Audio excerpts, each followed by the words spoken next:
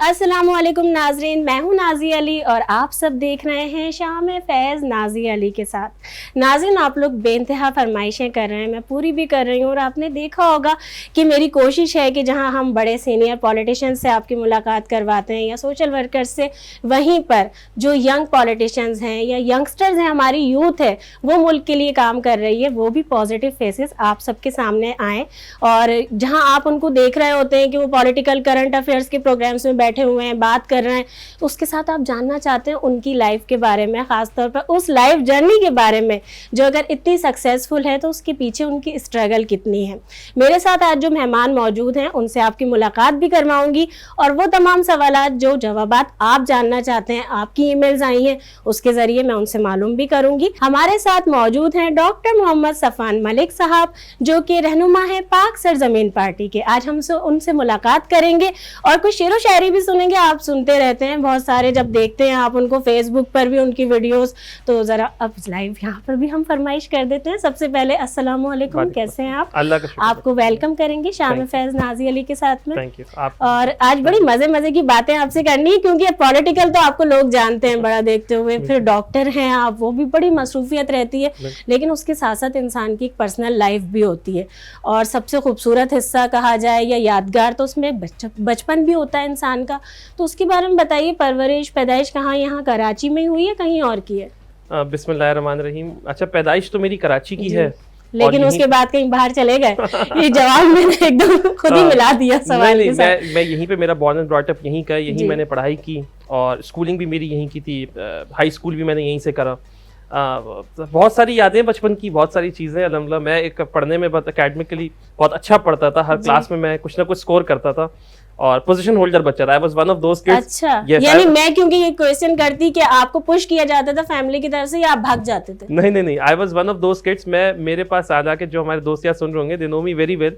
मैं पूरे साल अटेंडेंस में मुझे सर्टिफिकेट मिलते थे कि मैं कभी छुट्टी नहीं करता था। छुट्टी नहीं करते? फिर तो आपका वो वाला सीन भी होगा यूनिफॉर्म के ऊपर भी होता था, यूनिफॉर्म बड़ा नीट एंड क्लीन होता है। मैं उस टाइप का स्टूडेंट था। अच्छा, उस टाइप के थे। बिल्कुल। मैं मॉनिटर भी रहे? हाँ, मॉनिटर भी रहा, मैं हेड प्रीफेक्ट भी रहा और स्कूल में अपने, और बहुत ज्यादा एक्टिव था। इवन जो हमारे स्कूल में स्पीच कॉम्पिटिशन्स होते थे, स्पेलिंग भी कॉम्पिटिशन्स होते थे, स्पोर्ट्स की एक्टिविटीज होती थी, मैं अल्हम्दुलिल्लाह सब में पार्टिसिपेट भी करता था, अल्लाह का शुक्र जीतता भी था। अच्छा, लेकिन चले अब वो तो, क्योंकि मुझे ऐसा लग रहा है स्पीच की हम बात करते हैं, आपने फिर इंतखाब तो कहीं ना कहीं कर ही लिया, लेकिन उसके साथ कोई यादगार शरारत ऐसी है? क्योंकि जहाँ ये इतनी एक्टिविटीज़ होती हैं ना, तो वहाँ बच्चा बड़ा कुछ शरारतें भी ऐसी करता है खतरनाक वाली, जो शरारती बच्चे वाकई ऐसे ही नहीं कर पाते। नहीं, मैं शरारती बहुत था मैं। हाँ। और बहुत शरारत करता था जी। और बचपन की तो बहुत सारी यादें। टीचर्स की कॉपी करते थे कभी? मैं टीचर्स की मिमिक करता था। मुझे देखिए लग रहा है, मुझे आइडिया हो गया इनसे बात करके। मैं मिमिकिंग बिल्कुल करता था, लेकिन सामने उनके बिल्कुल नहीं करता था, बहुत छुप के करता था। तो मेरे जो फ्रेंड सर्कल था उसमें बड़ा मशहूर था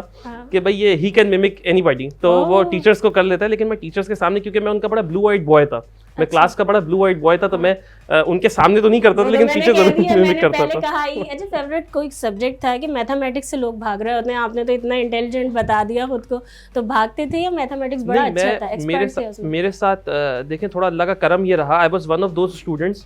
यूजुअली लोग मैथमेटिक्स जो है वो लिख के प्रैक्टिस करते हैं, यही सब प्रैक्टिस होती है। हम चीटिंग कर लेते थे। मैंने इसलिए पूछा ना, मैथमेटिक्स से कुछ लोग भागते। मैं उन लोगों में से था जो चीटिंग करा देता था किसी को कि यार देख लो तुम भी पास हो जाओ। मुझे बड़ा सॉफ्ट कॉर्नर होता था कि यार कोई और भी फेल नहीं हो, अगर मेरे अच्छा स्कोर आ रहा है। सब्जेक्ट्स होते हैं। हाँ, तो maths was my favourite subject. Science में बहुत शौक से पढ़ता था और उसके अलावा सब सब्जेक्ट्स ही मैं बहुत शौक से। ड्राइंग में मुझे कभी दिलचस्पी नहीं रहा, I was never good at drawing. हाँ, मतलब मेरा जब रिजल्ट रिपोर्ट कार्ड आती थी तो सब में A+ होता था, ड्राइंग में चुन के C या D लिखा हुआ होता था। लेकिन देखा तो, आपने मिमिक का गाना, कुछ तो थोड़ा बहुत तो किसी टीचर का यादगार हो। और मैं तो अभी मेरी फरमाइश होगी, हमारे नाजरीन भी ये कहेंगे जब बात हो रही है तो वो जो क्रिएटिविटी होती है वो खत्म, टैलेंट कभी भी नहीं होता।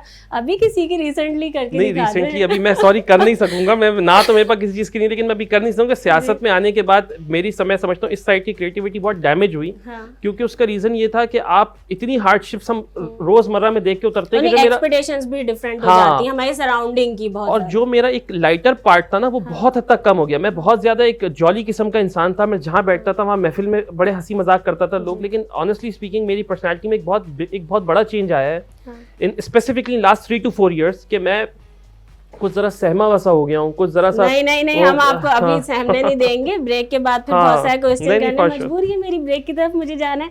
नाज़रीन, आप सब देख रहे हैं शाम में फैज नाज़ी अली के साथ, अभी हाजिर होती ब्रेक के बाद।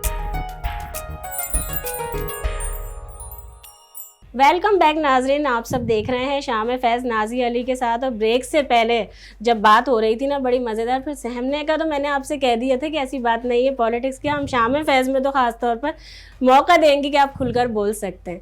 तो बहुत सारी बातें ऐसी हैं जो ब्रेकिंग्स भी आपको देनी चाहिए। अगर मैं सियासी तौर पर भी बात करूं कि किस तरह से एजुकेशन का सिलसिला बताएं, फिर उसके बाद क्योंकि डॉक्टर होते हुए पॉलिटिकल पार्टी एकदम से, तो ये क्या इसके पीछे भी कोई राज है या एकदम शौक हो गया कि हाँ भाई ये भी करना है? हाँ नहीं, असल में ऐसा था कि देखें, ये जो आप कोई भी शख्स पॉलिटिकल पार्टी में होता है ना, तो कुछ ना कुछ उसके अंदर बचपन से होता है, ये ऐसा ही ओवरनाइट चेंजिंग नहीं होता है। जैसे मैंने स्पीच का कहा है ना, वो कहीं ना कहीं होता है। तो जब मैं अपनी क्लास में भी था तो मैं मॉनिटर बनने के लिए खड़ा होता था, जब मैं स्कूल में था तो मैं हेड प्रीफेक्ट बनने के लिए खड़ा होता था, जब मैं उधर था तो भाई कोऑर्डिनेटर बनने के लिए खड़ा होता था। तो मुझे ऐसा होता था। अच्छा, फिर मैं अपनी लीडरशिप, हाँ शायद ऑर्गेनाइज करना, चीजों को लेके चलना, इश्यूज पर एक गहरी निगाह रखना, मुझे बहुत कम उम्र से ही पॉलिटिक्स की बड़ी समझ थी। पता नहीं अल्लाह की तरफ से ही था, लेकिन मैं चीज़ों, जिस ज़माने में बच्चे बहुत गेम्स ओरिएंटेड होते हैं और बाकी अपने स्पोर्ट्स कल्चर ओरिएंटेड होते हैं, मैं उस वक्त मतलब पॉलिटिकली ओरिएंटेड था। मैं पॉलिटिक्स को बहुत देखता था, फॉलो करता था, सीखता था।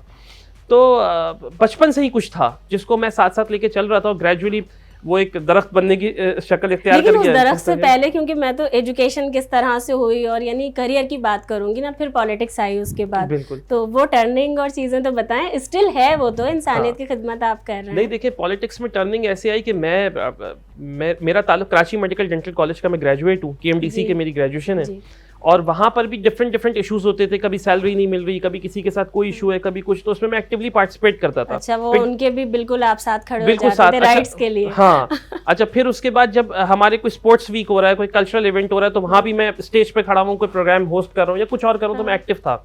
अच्छा, फिर मैं डिफरेंट NGOs के साथ भी मैंने काम किया। एट टाइम आई डिसाइडेड कि भाई देखें, मैं इस चीज़ में अपनी, भाई वही सफ़वान मलिक हैं, वही उनकी सलाहियत है, वही उनका वक्त है, 24 से 26 घंटे हो नहीं सकते। तो मैंने आई थॉट कि भाई मैं इसको मैक्सिमम यूटिलाइज कैसे कर सकता हूँ, यानी जिससे मैं एक बहुत बड़े चंक को मैं फेवर कर सकूँ, बहुत बड़े चंक के लिए काम कर सकूँ। तो NGO भी फिर मैंने एक सर्टेन टाइम पे काम करके आई डिसाइडेड कि this not the right path. ऐसा तो हो सकता है मैं 100, 200, 1000 लोगों को कोई बेनिफिट दे दूं, लेकिन एक बहुत बड़ी आवाम, एक बहुत बड़ी तादाद वो हेल्पलेस रह जाएगी, वो उसके लिए मैं कुछ नहीं कर सकूंगा। उसके लिए प्लेटफॉर्म आपको स्ट्रांग चाहिए। इसलिए आई ऑप्टेड फॉर पॉलिटिक्स। अब I made a decision and I chose Pak Zameen party. ये मेरी पहली political party. I have never been into any party before. तो उसके भी रीजंस हैं एक्चुअली। तो पॉलिटिक्स में आने की वजह ये थी कि भाई मेरे अपना बॉर्न एंड ब्रॉट अप अलहमदुलिल्लाह बड़ा डिसेंट था, अल्लाह रब्बुल इज़्ज़त ने मुझे बड़ी नेमतें बहुत करीब से दिखाई, लेकिन माशरे में मैंने जब बहुत ज़्यादा सफरिंग्स देखी तो मैंने ये देखा कि भाई ये हुक्मरानों पे तनकीद करने से बात नहीं बनेगी, उसी का पार्ट बनना है उस आप। हाँ, I have to be on the driving seat. जब मैं बैठूंगा ड्राइविंग सीट पर या मैं उस सिस्टम में जो एक चेंजिंग लाने की कोशिश कर रहा है, मैं कम से कम उसका हिस्सा तो हूँ। मैं कम से कम वहां तो स्टैंड करूँ जहां पर मैं चीज़ों को कुछ तब्दील करने की पोजीशन में हूँ। तो फिर I made a decision, I came into politics and then वाई पाक ज़मीन पार्टी। मैंने बड़ा होमवर्क किया, क्योंकि एज आई टोल्ड यू मेरा अपना जाती कोई पॉलिटिकल बैकग्राउंड नहीं है। तो फिर अक्सर लोग मुझसे पूछते Y Pak Zameen party, Y Mustafa कमाल। तो जब मैं आया इस पॉलिटिकल पार्टी में, जब मैंने फर्स्ट ज्वाइन की, तो मैंने आई मेड अ डिसीजन, मैंने बड़े करीब से चीज़ों को देखा। ट्रस्ट मी, मैंने मुस्तफ़ा कमाल, I am not saying this thing just because I am in PSP, मैं पाक ज़मीन पार्टी का हिस्सा हूं इसलिए बात नहीं कह रहा। मैंने उससे ज़्यादा मुखलिस और जेन्युइन आदमी इस कौम के लिए नहीं देखा अपनी ज़िंदगी में। लेकिन जो भी जिस पार्टी में भी होता है, जाहिर सी बात है, अगर मैं देख रही होती हूँ खान साहब के साथ खड़े हुए हैं सब, तो वो करेंगे। फिर जहाँ वही जिस पर तनकीद कर रहे होते हैं कि अगर हम नून लीग को बहुत ज़्यादा कहा जा रहा है, तो जो अगर वो फॉलोअर्स के ऊपर आ जाता है, डिपेंड करता है ट्रस्ट के ऊपर। तो बहुत सारी चीज़ें अभी अगर हम देखें रिसेंटली कि हमने देखा पॉलिटिकल पार्टी में, जिस तरह भाई आप आए तो बहुत सारे लोग आते हैं, तो उनको होता है कि नहीं हमने सिर्फ MP MNA बनना है। जब तक हमने देखा कि PSP आई है, उसके बाद बहुत सारे यानी इलेक्शन में भी देखा, फिर उसके बाद अभी कंटोनमेंट की अगर हम बात करते हैं, तो हम सीट्स या उसके रिजल्ट्स के ऊपर आते हैं, तो वो लगता है कि बास को तो एक ही वोट पड़ा, फैमिली मेंबर्स ने ही नहीं दिया। तो ये सारी चीज़ें देखकर कुछ हुआ अंदर से कि ये सब क्या हो रहा है। नहीं देखिए, मेरे लिए इम्पोर्टेंट, इसमें कोई शक नहीं है कि जाहिर सी बात है हर आदमी रिजल्ट ओरिएंटेड मेहनत करना चाहता है, इसमें कोई शक नहीं है। शायद जब मैं इस कॉज से जुड़ा था तो शायद मेरे भी जहन में ऐसा कुछ होना कि मतलब I want to be in assembly और मैंने MPA बनना है, मैंने कुछ ऐसा हो। Something is better than nothing कि कुछ तो होगा, लेकिन यहाँ तो कुछ भी नहीं हो पा रहा। बिल्कुल, लेकिन आप trust me, when I join Mustafa कमाल, तो मुस्तफ़ा भाई ने मुझसे एक बात कही डे 1 पर कि डॉक्टर साहब सीइंग इज बिलीविंग। हाँ। आप साथ बैठे, you will get to know कि हम कर क्या रहे हैं। मैं बिल्कुल बड़ा हैरान हुआ, मैंने कहा अच्छा मुस्तफा भाई कह रहे हैं कि भाई साथ बैठे, भाई साथ बैठ के मैं ऐसा क्या सीख लूँ क्या? आप यकीन माने विद इन 2 to 3 months इतने इवेंट्स उस एक रूम में बैठ के मुस्तफा भाई के साथ चल के मैंने देखे और उनका लाइन ऑफ एक्शन देखा और मैं नहीं देखा, तो मैं बड़ा क्लैरिटी के देनी आज I am very clear with this point कि अगर माई पार्टी वुड से कि you are not eligible for contesting elections and you would be there, आप वहां होंगे जहां पर आपने कहीं इलेक्शन कैंपेन करनी है, मैं अपने आप को ज्यादा ऑनर्ड फील करूंगा इस बात पर एज टू ये कि मुझे पार्टी कहे कि आप इलेक्शन लड़े, मुझसे कहे कैंपेन हम काम कर रहे हैं, काम कर रहे हैं। तो मतलब जब कॉज आपके लिए सुप्रीम हो जाता है ना, मेरा कॉज कि भाई आप लोगों की बेनिफिट के लिए काम कर रहे हैं, आप लोगों की फलाह बहबूद के लिए काम, इलेक्शन जीतना हारना is one thing for me, आप एक जायज बात के साथ जुड़े हुए, दैट इज इंपॉर्टेंट, आप कंसिस्टेंसी के साथ मेहनत कर रहे हैं, दैट इज इंपॉर्टेंट, आप हक बात करके लोगों को इन्फ्लुएंस करने की कोशिश कर रहे हैं, दैट इज इंपॉर्टेंट, और वो हम कर रहे हैं अल्हम्दुलिल्लाह, एंड टाइम वुड कम हम जीतेंगे भी। लेकिन जो अगर मैं बात करती हूँ हमारी, क्योंकि लोग बड़े शरारती से क्वेश्चंस भी करते हैं, हमारे भी खुद के जहन में आ रहे होते हैं, जहाँ तक बात होती है अटैचमेंट की, बड़ी मिसालें भी दी जाती हैं ना कि बहुत सारे डिवाइड तो होते चले गए, एमकेएम का डिवाइड तो जब हकीकी का हुआ था उस वक्त हो चुका था, फिर उसके बाद तो अब हैदराबाद भी हो गया, पीआईबी भी, पीएसपी भी उसी का पार्ट है। अगर हम तरबियत चीज़ें देखें तो वो तो पार्टी में चलती आ रही हैं, लेकिन अगर मुस्तफ़ा भाई की अब हम बात करते हैं, क्योंकि मुझे बड़ा आपसे ये अहम सवाल भी है और उन तक भी पहुंचना चाहिए कि क्या ये मोहब्बतें अभी तक जारी और सारी हैं कि पतंग को तो उन्होंने फिर जितवा दिया हैदराबाद में, ये कैसे हुआ? उन्होंने ही तो जितवाया है। बिल्कुल, देखिए आपने कहा बिल्कुल, हाँ नहीं बिल्कुल, मैं मानता हूँ, मैं मान रहा हूँ आपकी बात, बिल्कुल एग्रीमेंट में हूँ। मैं अगर आपको इस प्लेटफॉर्म से बैठ के बोल दूं कि भाई पतंग नहीं जीती, तो ये तो झूठ होगा ना। लेकिन जितवाया, अब देखिए कैंपेन कर रहे थे एमकेएम वाले, लेकिन फिर कैंपेन का हिस्सा इतना बड़ा, यानी मुस्तफा भाई की एक बात ने, क्योंकि उससे इमोशंस लोगों के पता चले ना कि अगर वो इतना कुछ पतंग के लिए नहीं कहते तो शायद इतने वोट नहीं पड़ते। अच्छा देखिए, मैं आपको बताता हूँ इसकी 2 बातें। जब हैदराबाद का ये कंटोनमेंट इलेक्शन हुआ, इससे पहले जो लास्ट ईद गुजरी है, मैं कराची में था, मेरे पास एक फ़ोन कॉल आया, उस फ़ोन कॉल में ये बात पता चली कि भाई हैदराबाद में एक ट्रांसफार्मर फटा है, उस ट्रांसफार्मर के फटने की वजह से 25 लोग जल गए। बिल्कुल। उस इवेंट पे मुझे मेरी पार्टी की तरफ से हिदायत आई कि डॉक्टर साहब आप इस इवेंट को देखें, तो मैं खुद सिविल हॉस्पिटल गया, वहां से जितने मरीज आए और हमने यहाँ पे दाखिल कराया। नहीं, सबसे पहले पाक से जमीन पार्टी वजह हमने उन लोगों को एडमिट कराया यहाँ पे, डिफरेंट अनीस कैम खानी भाई वो उसको लुक आफ्टर कर रहे थे और उनकी हिदायत के मुताबिक हमने सारी चीज़ों को मैनेज करा यहाँ पर। जब मैंने वो इंसिडेंट देखे थे कि मैं, ट्रस्ट मी, मैंने आपको कहा ना कि मैंने तो आज तक जला हुआ आदमी मैंने नहीं देखा था कि बर्न एक पेशेंट कैसा दिखता है, मुझे नहीं पता था। जब मैंने वो देखा, I was shocked, I was astonished, मैं देखता रहा। अच्छा, और हमने उनको एडमिट कराया, 2 दिन के बाद उन 25 लोगों में से 18 से 20 लोग शहीद हो गए, उनका इंतकाल हो गया, वो नहीं सर्वाइव कर सके। अब देखें, वहाँ उसी हैदराबाद में एमक्यूएम के एमपीएज एमएनएज इलेक्टेड हैं, इवन एनर्जी के ऊपर जो स्टैंडिंग कमेटीज हैं, जो बिजली के ऊपर जो स्टैंडिंग कमेटीज वहाँ बनी, उस तक के वो रुकन है।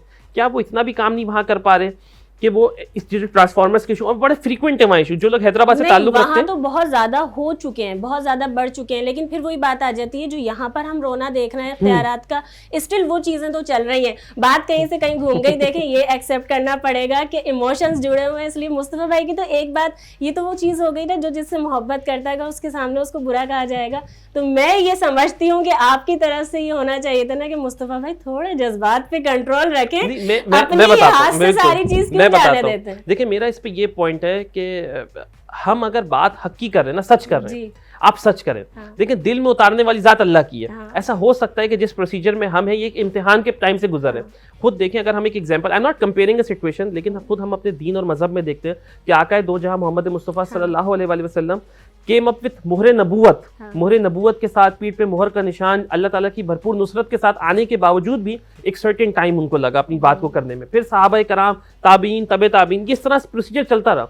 तो देखिए, जिस एक जो दायमी कामयाबी, एक हतमी कामयाबी होती है, उसको आने में कुछ एक वक्त लगता है, कुछ एक हार्ड वर्किंग होती है। शायद मेरा ख्याल है उसी वक्त से गुजरे और गुजर के कामयाबी हमारी होगी इंशाल्लाह फॉर श्योर। चले, क्योंकि उनके साथ भी मैं तो यही बोलती हूँ, ट्रेनिंग चीजें वही सब चल रही हैं, लेकिन जो कौम की बात है, कौम ये चाहती है कि इतना डिवाइड नहीं होना चाहिए। या हम जब भी किसी भी जगह बात करते हैं तो उस वक्त यही होता है। और आपसे, क्योंकि अब ये जब पॉलिटिकल बातें हो रही हैं तो कुछ ज़रा शादी की भी सवालात करने हैं, बहुत सारी बातें। ब्रेक की तरफ अभी जाते हैं।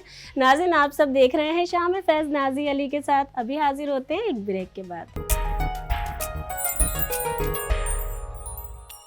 जी तो नाजरीन, ब्रेक से हम वापस आ गए हैं। आप सब देख रहे हैं शाम में फैज़ नाज़ी अली के साथ। और ब्रेक से पहले ज़रा डॉक्टर सफ़ान मलिक साहब को बड़ा मैंने इमोशनल भी कर दिया था। बहुत सारी बातें हम कर रहे थे। मैंने कहा कुछ ज़िंदगी के बारे में बात करते हैं, लेकिन फिर भी हम मौका दे देते हैं ना शाम में फैज़ में, तो आपको बोलने का पूरा इख्तियार है कि मैंने कहा है कि उसके लिए भी कुछ बताएं। जो सवाल किया था वो कहीं से कहीं चला गया। बिल्कुल नहीं, मैं इस पर ये पॉइंट देना चाहता हूँ कि देखें, लोगों की हमारे पास मेमोरी थोड़ी सी वीक है। हमें याद होना चाहिए कि जब मुस्तफ़ा कमाल भाई यहाँ पर आए थे, वो टाइम था साल 2016 का मार्च, ठीक है। जिस वक्त वो यहाँ पर आए उस वक्त एमकेएम वाज कम्प्लीटली ऑपरेशनल। वहां से लंदन से भाई साहब की आवाज भी आती थी, तकारीर भी होती थी। ऑपरेशनल तो वैसे, लेकिन आप ये नहीं उस पे बोल रहे हैं, वैसे तो हमेशा से। हाँ नहीं, मतलब उस वक्त भी मैं बात कर रहा हूँ। लोग जो कहते हैं कि भाई एमकेएम डिवाइड हो गए, तो MQM was not divided at that time. जब मुस्तफ़ा भाई केम, उस वक्त लंदन से तकरीर भी होती थी, 90 भी ऑपरेशनल था, यूनिट ऑफिसेस, सेक्टर ऑफिसेस सब ऑपरेशनल थे। वो अगस्त से पहले की बात है, अगस्त से पहले की बात है। उस वक्त हमने आके आवाज़ें हक बुलंद की और हमने लोगों को चॉइस दी कि भाई लोगों को डिसाइड करना। और अल्हम्दुलिल्लाह देखें ना, रिजल्ट कुछ पॉजिटिव भी है। NA 249 का इलेक्शन आपके सामने है। जिस NA 249 से हमने 1800 वोट लिए थे, उस वहां से हमने इस वक्त 10,000 वोट लेकर हम तीसरी बड़ी पार्टी वहां पर स्टैंड कर रहे थे। तो things are taking a better turn. हमने एक मुस्तफा भाई एक बड़ी कॉमन एक बात कहते हैं कि हमने गद्दारी नहीं की है, हमने बगावत की है। बगावत और गद्दारी में बड़ा फर्क है। हमने बगावत की है और उस बगावत की बिल्कुल हमें कीमत अदा करें और इंशाल्लाह जीत हमारी होगी। यानी मैं ये समझूं कि आप इस वक्त मुतमईन हैं, मुतमईन नजर भी आ रहा है। बिल्कुल बिल्कुल। अच्छा चलें, आप जरा थोड़ा सा इनको, क्योंकि बहुत ज्यादा मुतमईन हो गए, ऐसा सवाल करते हैं ना जो पूछा जाए तो जरा देखें। पहले से क्योंकि मैंने कह दिया था शादी का सवाल करना है, तो ये बताइए कि जब लाइफ पार्टनर का इंतखाब होता है, वो लव मैरिज थी या अरेंज मैरिज? खुद से कर ली, क्योंकि आपकी मुस्कुराहट बता रही है। नहीं, मैं बड़ी एक हैरत की बात है, और ये फर्स्ट टाइम मैं अपनी पर्सनल लाइफ डिस्कस कर रहा हूँ। ये ऑनर आपके पास है। ये रिकॉर्ड कैसा रहेगी ये बात कि जब मेरी शादी हुई, that was a purely arrange marriage. Purely arrange marriage. अच्छा, लेकिन ताज्जुब ऐसा है कि जो मेरी वाइफ है, she was studying in the same college. अच्छा। और वो अरेंज मैरिज थी। अब आपको हैरत हो रही होगी कि ये कैसे मुमकिन है भाई? हो रही है। फिर मुझे लग रहा है कि आपने जो पॉलिटिकली कहा, आपने कहा कुछ ज्यादा ही ना हो जाए, इसलिए छुपा दो। नहीं, मैं आपको बताता हूँ, ट्रस्ट मी, मैं आपको बिल्कुल जेन्युइन बात बताता हूँ। क्योंकि मैं तो आपसे लव स्टोरी कुछ तो सुनती ना। नहीं, मैं आपको बताता हूँ, मैं आपको लव स्टोरी बताता हूँ अपनी। बिल्कुल मैं आपको बताता हूँ। हुआ ये कि मेरे जो father in law, mother in law है, तो उनको मैं ज्यादा जानता था, क्योंकि वो, मैं ओपीडी में होता था, तो वहाँ पे पेशेंट थे, वो वहाँ पर आते थे और वहां पर मैं उनका ट्रीटमेंट कर रहा था। तो वंस फिर क्योंकि मेरी वाइफ भी वहीं की स्टूडेंट थी। अच्छा, she was an MBBS student, मैं BDS का स्टूडेंट था। तो सिलसिला फिर ये हुआ कि एक प्रोग्राम हमारा था, फाइनल प्रोग्राम हमारा कॉन्वोकेशन का। तो वहां मैं सारे इंतजाम देख रहा था, तो उनके फादर को जानता था, मैं उनसे जाकर मिला। Trust me, at that day भी मेरी वाइफ उनके बराबर में बैठी हुई थी, उनकी बेटी थी। मैं उस वक्त तक भी मैंने उनको नहीं देखा। अच्छा। और फिर उसके बाद मैं उनसे मिला, तो उन्होंने पूछा कि भाई आप इनको कैसे जानते हो? भाई तो ये तो स्टूडेंट है यहाँ के। मेरे फादर इन लॉ ने भी अपनी डॉटर को बताया, यानी मेरी होने वाली वाइफ को। फिर उसके बाद ये सारी चीजें, यानी मेरे पेरेंट्स से ताल्लुकात हैं और उनकी बेटी को मैं नहीं जानता। फिर ये अच्छा, आपकी नॉलेज में था कि क्या चल रहा है, या ऐसे ही लग रहा है कि भाई फैमिली ड्राम्स हैं तो आ रहे हैं, जा रहे हैं, या कहीं से कुछ पता चल चुका था कि बेटा ये दाल में काला नहीं, पूरी दाल हम भी काली कर? मुझे बिल्कुल अंदाजा नहीं था। अच्छा, हमारा घर तो आना जाना नहीं था ना, हमारी सिर्फ ओपीडी में मुलाकात होती थी। तो एक डॉक्टर और पेशेंट का जो रिलेशनशिप होता है, वही था मेरे अपने फादर इन लॉ और मदर इन लॉ से। तो मुलाकातें हुई। फिर अचानक कुछ बीच में लोग आए, कुछ हमारे चाहने वाले थे, उन्होंने एक बात ओरिजिनेट की। और फिर जब तस्वीरें सामने, मैंने कहा भाई मैं तुमको पहले से जानता हूँ। ये तो मैं इनको जानता हूँ, मैं तुमका ट्रीटमेंट करता रहा हूँ तो for a very long time. तो बस फिर उसके बाद रिश्ता हमारे घर से गया और फिर शादी हुई। अल्हम्दुलिल्लाह, things are going very good, अल्लाह का शुक्र है। बड़ी जल्दी इन्होंने समेट दिया। अब लेकिन हमारे पास भी बहुत सारे सवालात हैं और थोड़ा परेशान भी कर लेना, इनको चेक करें कि क्या हो रहा है क्या नहीं। अच्छा, एक मैंने सिर्फ रैपिड फायर की तरह एक वर्ड में बोलूंगी, आपने एक वर्ड में जवाब देना है। बहुत सारी चीजें नहीं करनी। उसके बाद कुछ फरमाइशें वो भी कर लेंगे, वो भी आपने पूरी करनी है। अच्छा, पाक सरजमीन पार्टी, बाग, गुलदस्ता। अच्छा, आपकी ही अगर बात की जाए, doctor Mohammad Safan Malik. Hard working. Life, मेहरबान। अच्छा, मेरे पास 3 से 4 आ रहे हैं, कौन सा करूं? Flowers, essence. अच्छा, वैसे मुझे जितना मैं इनको जानती हूँ, मैंने देखें आगाज में भी कहा था ना, तो शेरो शायरी मुझे लगता है कि फौरन सुना देंगे। लेकिन फिर भी हमारे पास ऑप्शन है, किसी फिल्म का, कोई मूवी का डायलॉग बहुत ज्यादा पसंद है, वो भी आप सुना सकते हैं। और अगर शेरो शायरी के अलावा सॉन्ग सुनाना चाहिए, जो भी आप पे छोड़ा। मैं आपको डायलॉग सुना देता हूँ। ये डायलॉग मुखालफीन के लिए है, तो आप लेकिन इसको ले लें। ये हमारे ओपोनेंट्स के लिए, कि रिश्ते में तो हम तुम्हारे बाप लगते हैं, लेकिन नाम है सफ़ान मलिक। इतने प्यार से बोलेंगे तो कोई कैसे समझेगा? अरे मान ही लेंगे, थोड़ा सा वक्त लेंगे, लेकिन मान लेंगे। चले शायराना। किरदार में जब तक कद नहीं बढ़ता, कोई बड़ा होता ही नहीं। किरदार में जब तक कद नहीं बढ़ता, कोई बड़ा होता ही नहीं, बोने चाहे जितनी ऊंची अपने सर दस्तार करे। ये बड़ी गहरी बात कर दी है इन्होंने, और आप लोग भी जानते हैं कि अब बड़ा है, क्योंकि मुझे लग रहा है कि बहुत जल्दी आप तो सारी कतार में खड़े होने वाले हैं बड़े पॉलिटिशियंस की। हमारी बेस्ट विशेस भी आपके साथ हैं। हमारे प्रोग्राम के लिए कोई मैसेज देना चाहें, मुख्तसर, बहुत कम टाइम। मैं ये प्रोग्राम देना चाहता हूँ कि बहुत ही एनर्जेटिक टीम है आपकी, आप माशाल्लाह बहुत जेन्युइन होस्ट हैं, बहुत अच्छा आपने Thank programme you so host much. किया। और ये प्रोग्राम बड़ा अच्छा, मैं I have been into different programmes, लेकिन जी। आपने ज़ाती ज़िंदगी और पॉलिटिकल लाइफ का जितना ज़बरदस्त मर्जर किया, appreciate you for this. Thank you so much. ये और ये मेरी तरफ से आपके लिए Thank you so much. Thank you so एक और गिफ्ट है मेरी और मेरी टीम की तरफ से आपके लिए। Thank you so much. एक और गिफ्ट है जो नाजरीन तो हमारे जानते हैं, लेकिन आपके लिए ऐसा सरप्राइज़ होगा जो मेरे प्रोग्राम की, मेरी पूरी टीम की, हमारे चैनल की आपको याद दिलाता रहेगा। Thank you. और कुछ सताया भी आपको, यादगार रह गए सब कुछ, और फिर भी हम दोबारा ज़हमत दे लेंगे। और नाज़रीन, आपने भी आज का शाम है फैज़ नाज़ी अली के साथ देखा, जो जो सवालात आपने किए थे मैंने कोशिश की कि वो शरारतें भी कर ली जाएं। और हमेशा की तरह वही मैसेज दूंगी, अपने मुल्क से प्यार करें, अपने अतराफ़ का ख्याल रखें, ख़ास तौर पर कोविड-19 है, अपने प्यारों का और अपना बहुत ख्याल रखें। मुझे नाज़ी अली को दीजिए इजाज़त, आपसे फिर मुलाकात होगी। अल्लाह हाफ़िज़। पाकिस्तान जिंदाबाद।